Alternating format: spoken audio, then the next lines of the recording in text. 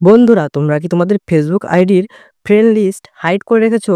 সেটাকে আনহাইড করতে চাও? তাহলে কি করে করবে? তো বন্ধুরা, আজকের ভিডিওটা তোমাদের জন্যই।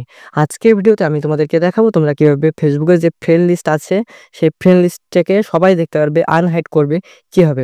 তাহলে চলো ভিডিওটা শুরু করা যাক। তো সর্বপ্রথম এখান থেকে ব্যাকে আসবো এবং এই থ্রি ডটে কি অপশনে ক্লিক করবে। থ্রি ডট অপশনে ক্লিক করার পরে সেটিংয়ে ক্লিক করবে। তো তোমাদের সামনে এরকম একটা অপশন আসবে। তো এরপরে নিচের দিকে আসবে, ঠিক আছে? তো নিচের দিকে আসার পরে দেখতে পাচ্ছ হাউ ক্যান পিপল ফাইন্ড, এটা ক্লিক করবে। এটা ক্লিক করার পরে একটা নতুন ইন্টারফেস আসবে তোমাদের সামনে। তো আমার একটু যেহেতু নেটওয়ার্কের প্রবলেম হচ্ছে, এজন্য একটু লেট হচ্ছে। তোমাদের নেটওয়ার্ক স্পিড হাই হলে তাড়াতাড়ি আসবে।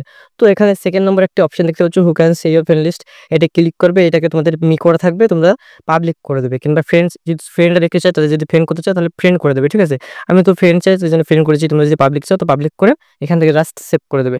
আর তোমাদের যে ফ্রেন্ড লিস্ট আছে সেটা পাবলিক হয়ে যাবে, কিংবা ফ্রেন্ডলি হয়ে যাবে। তো বন্ধুরা, ভিডিওটা ভালো লাগলে একটু লাইক করবে। তো আজকের জন্য এই পর্যন্ত, টাটা, বাই বাই।